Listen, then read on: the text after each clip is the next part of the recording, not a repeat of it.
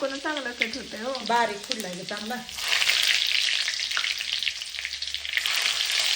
लसूण टाकलं की लगेच चांगलं लागतं. लसूण लाल झालं त्या लगे बारीक फुडल्यामुळे लसूण लगे लाल झालं. चिरती तू भारी त्याच्यामुळे लय भारी भाज्या होती त्यामुळे लगे लाल झालं. म्हणजे लयच नाजूक लसूण चिरला असतं त्यामुळे लगेच गरम झालं. ताप लागेल लगेच.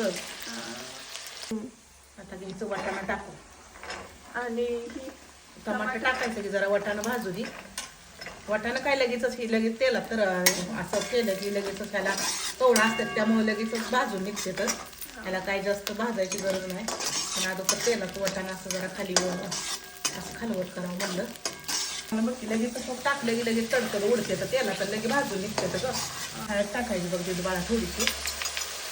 थोडी का मग काय चटणी म्हणून काळ्या तिखटावर हळद किती पण टाकायची असं वाटतंय का तुला? मग चटणी अशी 2 चमचे टाकायचे. थोडी का म्हणजे हळद थोडीच टाकायची असते दूध बाळा कलर यासाठी. बाळा काळ्या तिखटाच्या गाठी असल्यामुळे जरा फोडून टाकायला लागतंय. तेल भरपूर घातल्यामुळं वल्ला इसू झालाय. तिखट असं तिखट करू कसं जास्त तिखट करू नका.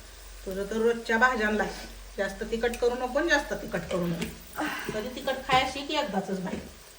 बर ह्या मसाल्यांना का नाही मीठ लागायसाठी थोडं मीठ टाकायचं आणि बटाट टाकल्यावर पण मीठ टाकायचं. पण ह्याला पण थोडंसं लागायसाठी मीठ टाकायचं. मसाला असा तळू द्यायचा. टमाटा कांदा लसूण फोडलेला वाटाणा असं चांगलं का नाही मिक्स होऊ द्यायचं. चांगलं एक जीव झालं म्हणजे त्याला मसाला लागतोय. आणि आता टाकायचं काय टाकायचं बटाटा टाकायचा. प्रसादला पण बटाटा असली भाजी लय आवडती बरं का. पण प्रसाद आहे डायटिंगवर त्यामुळं मला लय आठवण येते त्याची. म्हणजे बाळ भाजी खायला नाही म्हणून जरा वाईट पण वाटतंय बघा. असा पनीर मसाला टाकायचा तिथं बाळा थोडा चवीची चांगली थोडासाच टाकायचा. वास तर असा लय कडक लागलाय. तिखट झाली काय की बघते. नाही रे तिथं बाळा तिखट नाही. तिखटच जरा जास्त लागतं नाही तर का नाही बटाटा गोड लागतं बाळा. बर बघू आता खाल्ल्यावर.